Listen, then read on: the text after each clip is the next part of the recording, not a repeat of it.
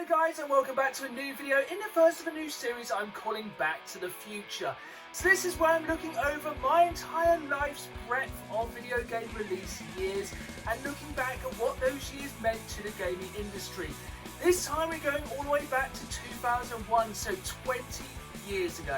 Then I just sink in from it, we're going back 20 years. So I'll set the scene. Terrorism was on top of the news, Harry Potter and Lord of the Rings were in the cinema, and the console war between the GameCube and the Xbox had just started. But by this point the PlayStation 2 had a real steady grip on the gaming market.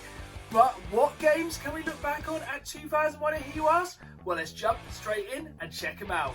So going back and looking at 2001, video games were not in the front of my mind back then. I just started college, I was getting more into the music scene, more into going out, going into pubs, underage drinking and trying to pick up girls.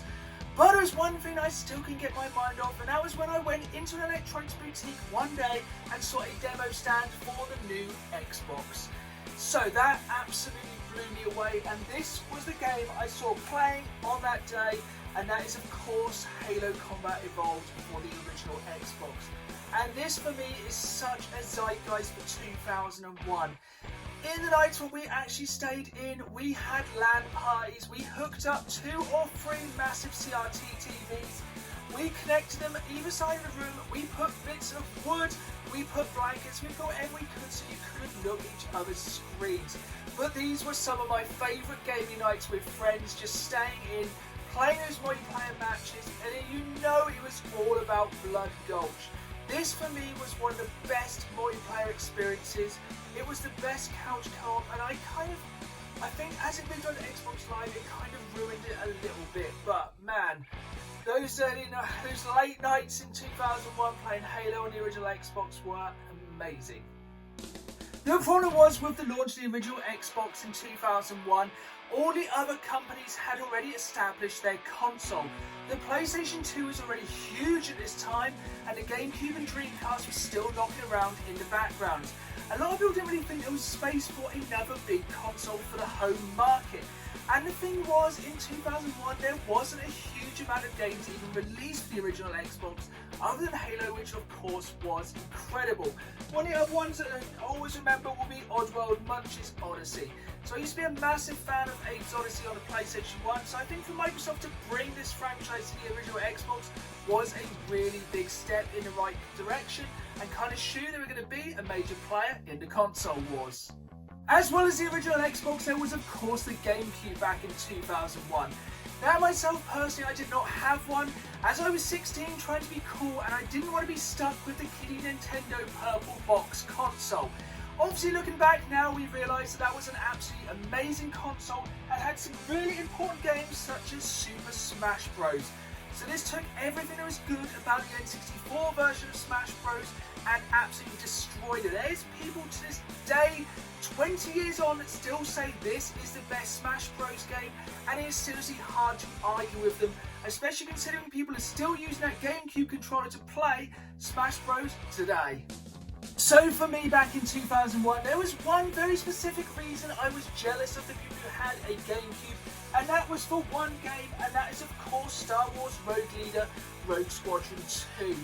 As a lifelong Star Wars fan, I really wanted to play this one. At the time, I wasn't a huge fan of the prequel trilogies, so looking back, to me, this is like the best way to experience Star Wars in your own home and relive those amazing space battles. It was years later I got to play this, but it still goes down in history as an absolutely amazing game on a GameCube 20 years on.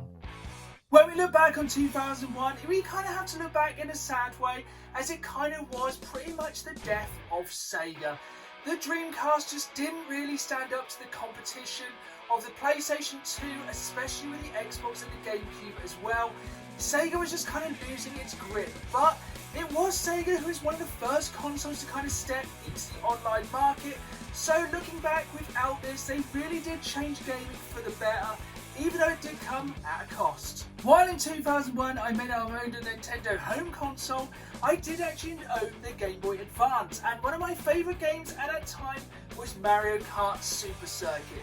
I had been an absolutely huge fan of Mario Kart on the N64, and this one was just like playing it on your own personal handheld wherever you wanted. At this time I was travelling on the bus quite a lot for college, so I could play this on the bus or I could listen to my Sony CD player, and when that was skipping, you knew Mario Kart was there to help you pass those hours of boredom, and it was a fantastic way to play this on the go. But as we all know, back in 2001, there was one big daddy on top of the home console market, and that was of course the PlayStation 2. It had got massive very quickly and blown all the competition out of the water. And with the games that were released in 2001, it is hardly surprising. Just check out these games that came out all in the same year on the PlayStation 2. You would not believe it that some of these games are 20 years old. In 2001, the PlayStation 2 was doing everything right. It was the cool console. It was the one all the cool kids want. Its marketing was on fire and it was everywhere. And one of the main reasons for this was, of course, Grand Theft Auto 3. This was a game that absolutely changed gaming forever. This was thrown into the mainstream. It was on the news, it was on the shop shelves. Everyone was talking about it in the playground. Parents hated it, kids loved it. And the thing was, it just brought the PlayStation 2 more and more into popular culture. This game is such a game changer. 3D, open world, do what you want. It was a game I absolutely love now and I love then. In 2001, Rockstar Games were absolutely on fire. They may have only just released Grand Theft Auto 3, but they hadn't changed the entire world of video games enough. Also that year they released Max Payne. This was such a dark, gritty game, and the mechanics have been copied so many times. I know it may have been the fact they saw The Matrix and thought bullet time was cool, but damn it, it was cool. It was cool jumping around corners and shooting people in the face in slow motion. At 16 years old, that was all I wanted to do in video games, and this was just another way the PlayStation 2 was incredibly cool and the new one to have. Capcom had an incredible 2001. Early in the year, we were treated to the latest in the Resident Evil saga with Resident Evil Code Veronica X. So going on from the PlayStation 1 games and moving on to the PlayStation 2, this game really showed what the hardware could do.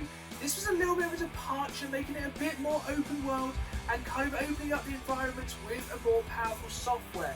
Also, interestingly, when we look back on this game, it was one of the first games of that time to come with a disc with a demo for a forthcoming game. And that game was, of course, the incredibly cool Devil May Cry. So we're talking about two massive games from Capcom in what have become two long-lasting sagas, both in 2001 and both on the PlayStation 2. As well as Resident Evil moving from the PlayStation 1 to the PlayStation 2, Silent Hill also saw its second game on the PlayStation 2 with the absolutely infamous Silent Hill 2. This is arguably the best one in this franchise, which has been cut tragically short and really needs to come back. And the reason this one sticks in everyone's head is, of course, one of the most terrifying game enemies of all time, the enigma that is Pyramid Head. That thing gave me absolute sweats of fear. That was one of the most terrifying enemies in a Silent Hill game, or possibly any video game, from then till now. That is 20 years of fear and nightmares. We're nearly at the end of the episode, but when we look back at 2001, there is one game that stands head and shoulders above the rest, and that is, of course, the iconic Metal Gear Solid 2 Sons of Liberty. So, of course, everyone had played the original Metal Gear on the PlayStation 1, but this one really showed what the PlayStation 2 could do, and it kind of expanded the idea of video games. This was like a movie that you took part in. It had some incredible cutscenes, it was deep, it was complex. It really started to change what the public thought of video games and really brought them to the forefront of popular culture again. And I think this is the main thing we can take away from 2001, and especially the PlayStation 2. Video games were not just something that boys played in their bedrooms behind closed doors with the curtains closed. They were becoming a part of mainstream culture, and 20 years on, look where we are now. But 2001 was a year that changed everything. There we have it then, guys. That was your 2001 Back to the Future episode. And what a year it was. But I want you to shout out in the comments below, what is your favourite memory of gaming from 2001? Also, while you're down there, let me know what year we want to look at in future Back to the Future episodes. That was really difficult to say. So thank you for watching. Even if you maybe were not old enough to have games back in 2001, I hope you learned a little bit from this episode. If you enjoyed it, please remember to hit that like button and subscribe for more great gaming content. And as always, thanks for watching and keep playing the game.